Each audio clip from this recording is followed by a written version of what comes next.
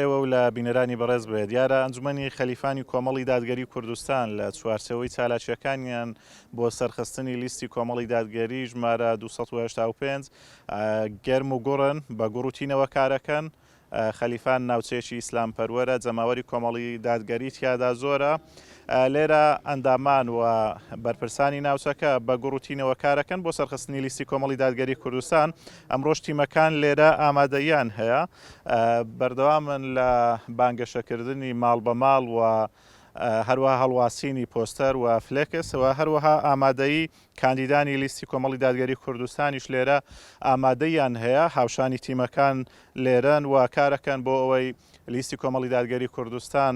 سەر بخەن. من نەسمەلای بەرپرسی ئەنجومەن سەرەتا قسەی لەگەڵەکەم. مامۆستا محەممەد سڵاوتان لێبێتن، کارەکانی کۆمەڵی دادگەری بۆ سەرخستنی لیستی کۆمەڵ لە ساستێکدان لە سڵاوی خۆی گەورە لە ئێوەی بەڕێزیش دەستخۆشی لە کەناڵی ئاسمانی پێیامەکەین. دیارە ئێمە وەکو ئەنجومەنی خەلیفانی کۆمەڵی دادگەری لە چەند ڕۆژی ڕابردوو بەردەوام بووین لە بانگەشەی هەڵبژاردن. تیمەکانمان بەردەوام بووینە لە چەند ڕۆژی ڕابردوو بەبێ پشودان دەستیان خۆش بخوای گەورە پاداشتیان داتەوە، ینی بە شەو ڕۆژ بەردەوام بووینە و ئەمڕۆ هەر بەردەوامی لە بانگەشەی هەڵبژاردن لە سنووری خەلیفان. و سنووری خەلیفان بە تایبەتی ئەمە خەڵکەکی ئیسلام پەروەر و دڵسۆزە لۆ ئەو دینەی داوا لە خەڵکی ئیسلام خوازی ئەو سنوورە ئەەکەین، ئەنی بە گەرم و گوڕی بچە سەر سندوقەکانی دەنگدان دەنگدا بە لیستی کۆمەڵی دادگەری کە جێی ئومێدی خەڵکە. بەڕاستی لیستی کۆمەڵ لیستێکی ئیسلام خوازە، ینی لە خەمی ئەو ملەتەدایە. بە تایبەتی ئەمە لە خەمی خەڵکی فەقیر و هەژار و ئەنی بەردەوام کاندیدەکانمان ئێمە نوێنەریمان بەردەوام لە دیفاعکردن بووینە لە خەڵکی مەزلومی ئەم کوردستانە و داوا لە خەڵکی ئەەکەین بە گەرم و گوڕی بچە سەر سندوقەکانی دەنگدان. بە ئەوانەی ینی لە مارێدا ئەنیشن باوەڕیان بە دەنگدان نیە، داوا لە ئەوانە شکەم پیامێکم هێل و ئەو خەڵکەش ئەو خەڵکە مسلمانەی کە ئەرێن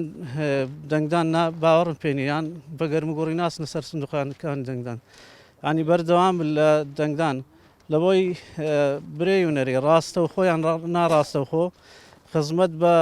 بەو دەسەڵاتدارە زال مستەمکارە ئەکەن ئەوانەی کە ناسنە دەنگدان. بەڕاستی ینی پێویستە بە هەموو خەڵکی کوردستان بە گەرم و گوڕی بچنە سەر سندوقەکان دەنگدان لۆ ئەوەی ئەم زوڵ مستەمە نەمینێ لەسەر ئەو ملەتەی. چاوەڕێتیتان لە خەڵکی قەزای خەلیفان هەیە؟ گوڕوتینی خەڵک چۆنە پێشوازیکردن لە تیمەکانیەوە؟ وەڵا هەیە ئەلحەمدولیلا، خەڵک بە گەرم و گوڕی پێشوازمان لێکە. خەڵکی سنووری خەلیفان خەڵکەکی باشە ئەلحەمدولیلا، ینی خەڵکەکی دڵسۆزە لە ئەو دینەی دایم ینی لەگەر حەق بێژیدا داواشیان لێ ئەەکەین بە گەرم و گوڕی بچنە سەر سندوقەکانی دەنگدان، چاوەڕێیان لێ ئەەکەین ینی لیستی کۆمەڵ سەر بخەن لە سنوورەکەمان. ینی خەڵک دەبی بێزاربی، دەبی وەڕز بۆ ینی بە تەواوی لەو دەسەڵاتە زال مستەمکارە، ینی پێی ناوێ خەڵک لە یا بکە و لە ماریژدانیشی بەبێ ئەوەی هیچ هەوڵ و تێکۆشانێک بدە. بەڕاستی بەبێ هەوڵ و تێکۆشان هیچ گۆڕانکاریەک ناکرێت. زۆر سپاس مامۆستا محەممەد. مامۆستا شوانڕابەر کاندیدی ژمارەیەکی لیستی 285 کۆمەڵی دادگەری. ساڵانێک کە دەسەڵاتی هەرێم زوڵ مستەم لە خەڵکی دەکات، هەر لە پێنەدانی موچە لە کاتی خۆی،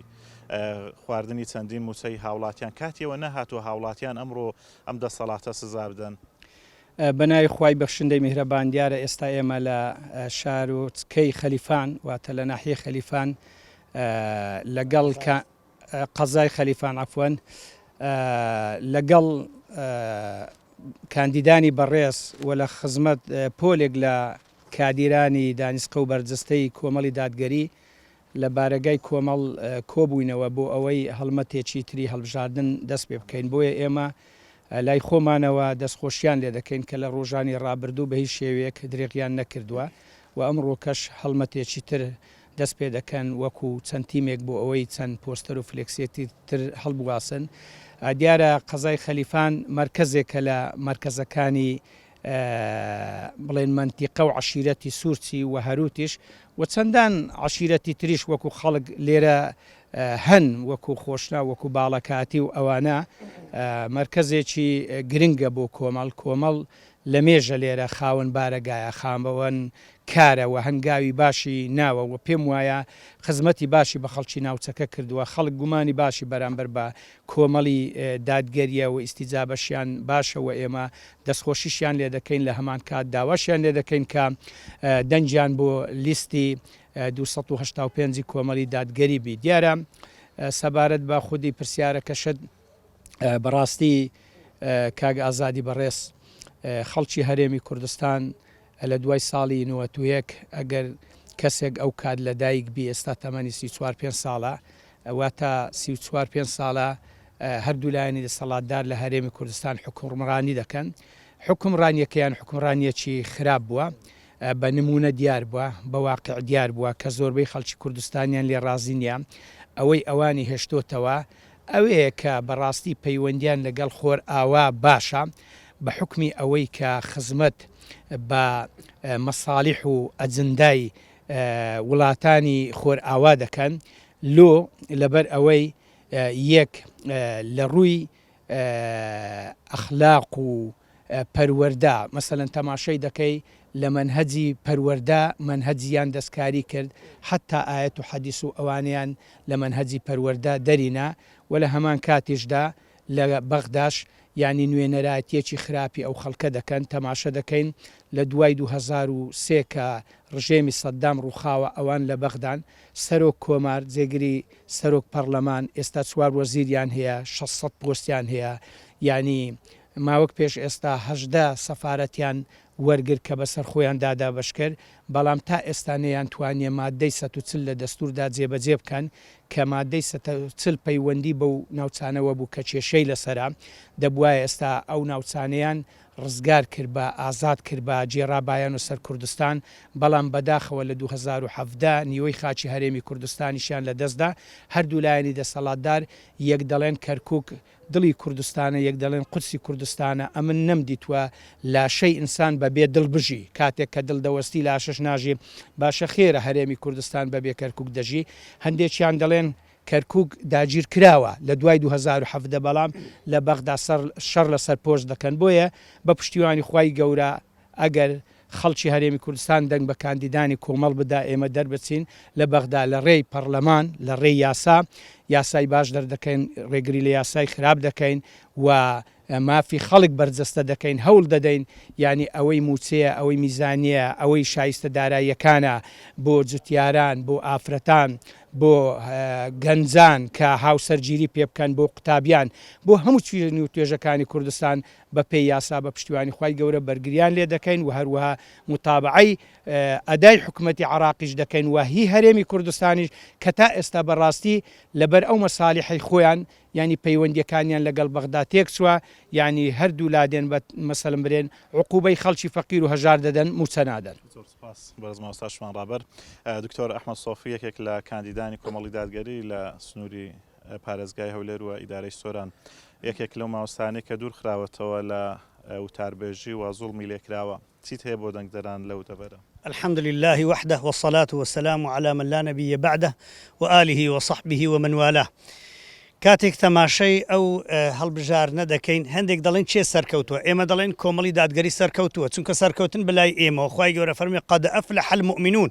ئیمانداران سەرکەوتون ئەو ئیماندارانەی نوێژەکانیان بە جوانی دەکەن خۆیان لە قسەی پرۆپوچ و حاشا ناڕاست دوور دەکەنەوە کە خۆپارێزن لە مەسائیلی مصیبەتی شەهەوات وەروە ئەمانەتەکانیان دەپارێزن ئێمە ئەو سیفەتانەوان تێدایە بە ئیزنی خوای گەورە خەڵکی وایە 15 کورسی هەیە 15 کەسی پێ نایەتە سەرجادە ئێمە بە چاوتروکانێک خەڵکێکی خۆبەخش لە پێناو خوای گەورە دێتە پێش مەقەڕەکانمان و بە پیر بانگەوازمانەوە دێ لە خۆشی و نەخۆشی لە هەبوون و لە نەبوون بە هەموو شێوێک لە خزمەتی ئەو ئیسلامەدایە کۆمەڵی دادگەری ئەگەر لە دنیاە نەیبینی لە هەندێک شتا سەرکەوتە بەڵام لە لای خوای گەورە ئینشاءالله سەرکەوتوین و ئینشاءالله لە دنیاش سەرکەوتو دەبین بە حەول و قووەتی خوای گەورە و ئەوەی بەس لەسەر ئێمە واجبە ئەوەیە خوای گەورە فەرمی ئیش بکەن وەقولی اعملوا فسيرى الله عملكم ورسوله والمؤمنون خوای گەورە دەبینی ئێمە کار دەکەین تەسلیمی واقع نابین بین و تەنازل ناکەین لە بۆ هیچ ستەم و هیچ زوڵمێک لە هەر شوێنێک بین لە پەرلەمان بین لەسەر جادە بین لە مزگەوت بین لە هەر جێگایەک بین المؤمن كالنخل المؤمن كالنحل المؤمن كالغيث أينما وقع نفع لە هەر شوێنێکی بین ئینشاءڵڵا نەفعی ئەو خەڵکەمان هەیە و ئەگە خەڵکیش خەڵکی بە نەفعی دەوێ خەڵکی چاچی دەوێ بە ئیزنی خوای گەورە ئێمە خۆمان ئەشوبهێنین بە پیاو چاکان ئەگەر لە ناخی خۆشمان خۆمان پێ پیاوی چاک نەبی بەڵام خەڵک مەدحی ئەوانەی ڕابردووی کردووە خەڵک شاهدیمان بۆ دەدا بە ئیزنی خوای گەورە نیەتمان چاکەیە و خوای گەورەش دەبینی پێغەمبەریش دەبینی صلی الله علیه و سلم ئیماندارانش دەبینن ئێوەش بەخێر بێن سەرچاوان سوپاسی ئەو برا خۆشەویست و ئەو بەڕێزاناکەم کە هاتوونەتە ئێرە بە پیربانگەوازی ئێمەوە و شەو ڕۆژ لە خزمەتدان و ئێمەش لە خزمەتیان دەین. بەڕێگادا هاتین بەشێک لە فلێکسەکانی جەناب و مامۆستا شوان هەڵگیراون لە ڕێگاکە. دەسەڵات بۆ لە فلێکسی کاندیدانی کۆمەڵە ترسێ بۆ هەڵیانەگرێ لە ڕێگا. ئەوە دیارە ئەوڕۆ جەنابی سەرۆکی وەزیران هاتووە تەشریفی هێناوەتە سۆران بۆ ئەوەی نەبینی کە خەڵکیت کە غەیریوان هەیە ڕسمەکانیمیان هەڵگرتیانەوەک ببینینیان نامرتاح ببی و مەکتەبەکانیان ڕاگرتووە و دەوامیان ڕاگرتووە و خەڵکی دەڵێن کۆستەریان بۆ گرتون فەرموو وەرنە حەفلەی زمانی سەدامی شەرەوە خەڵکیان خڕدەکردەوە ئەوە دەلالەتی لەسەرەوەی خۆشەویستیان نەماون خەڵک بە خۆشی خۆیان نایە و هەروە دەیانەوێت حەشامەتێکی زۆر لە دەوری خۆیان کۆکەنەوە لە بۆ تەسویرکردنێ کە بەڕاستی ئەوانە شتی مزەیەفن ئەمە باوەڕمان بەشتی مزەیەف نییە باوەڕمان بە شتێک نییە کە لە واقعدا نەبی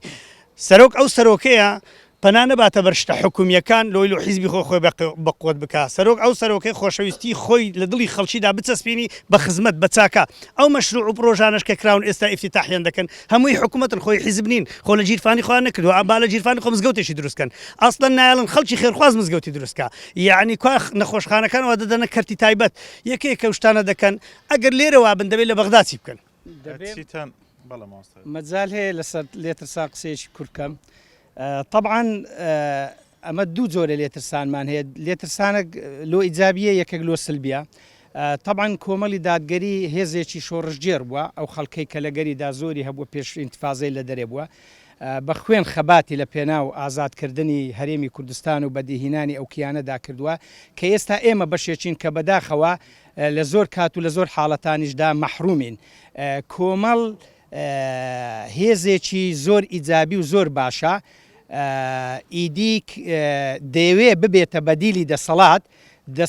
لە بەدالەت و بەدیلایەتی